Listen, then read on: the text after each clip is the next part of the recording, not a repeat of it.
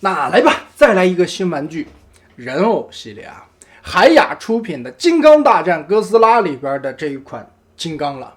拿到了电影正版的授权，所以造型方面做的自然是非常还原了。这一回里边的内容物还是挺多的，比起那个哥斯拉来要多出不少。哇，很重的一坨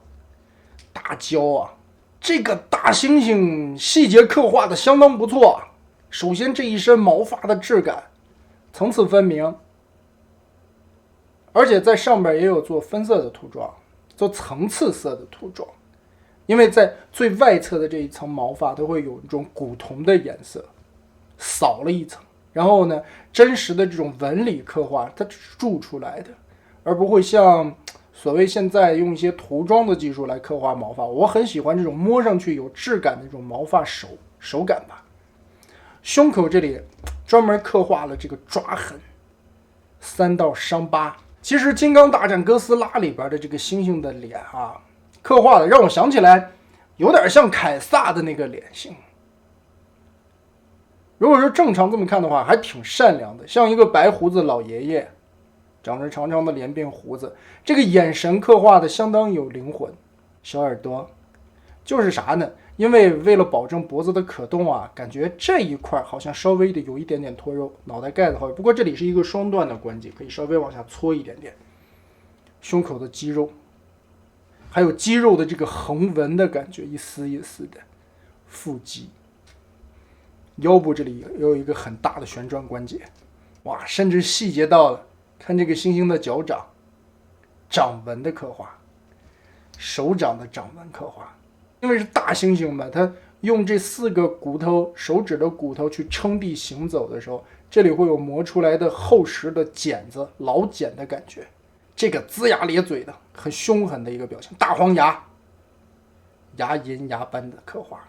那最精彩的，我觉得是这颗头雕了。这个张嘴怒吼的头雕，首先上面的这些啊，一如既往的这个眉头凶狠的样子，也是很有灵魂的。这个血盆大口的刻画真的好看，尤其在这些细节的地方，上牙膛，我们这边叫天花板啊，这上面的纹路，还有里边的那个脏脏旧旧的，就吃多的东西不刷牙，还有那个后边牙齿的横纹上边的那些脏污，嗓子眼儿，这舌头，大尖牙，哇，真的好看！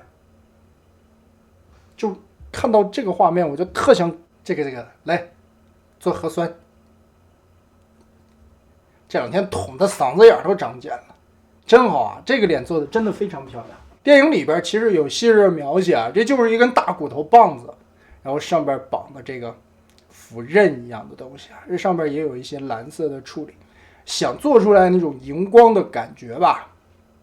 但是这个骨头棒子，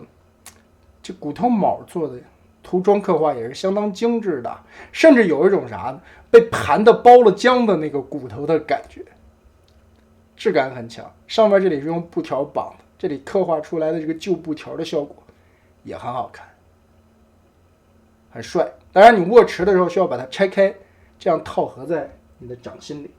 啊。手掌嘛，替换的手有握持武器的，还有这种支地行走的，还有一对握拳的，砸胸口的手型。膝盖这里有2段带齿的关节，折动的幅度也可以达到90度，前后嘛，这个幅度还是挺有限的。头部这里是带脖子的双球冠，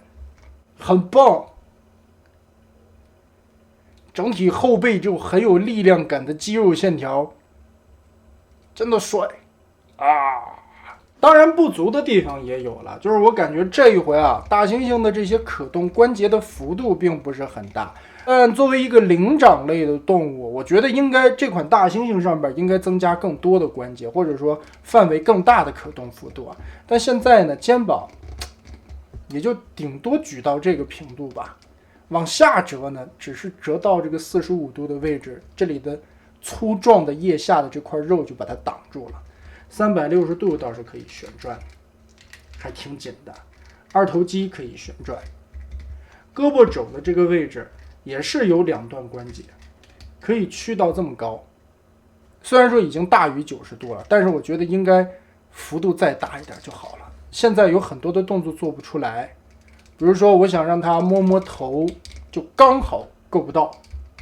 手腕这里的可动幅度也挺大的，也是一个双球关。腰部这里做了上胸这个位置的一个大型球关的旋转。所以这款金刚呢，也就是能做到一个盘膝而坐的幅度了吧。我很喜欢这一张张着嘴的怒吼脸，包括它每一个面雕其实对于电影里边的一个元素还原度都是相当不错的。这张深邃的眼眸啊，眼睛望向远方，似乎这个大猩猩很有智慧，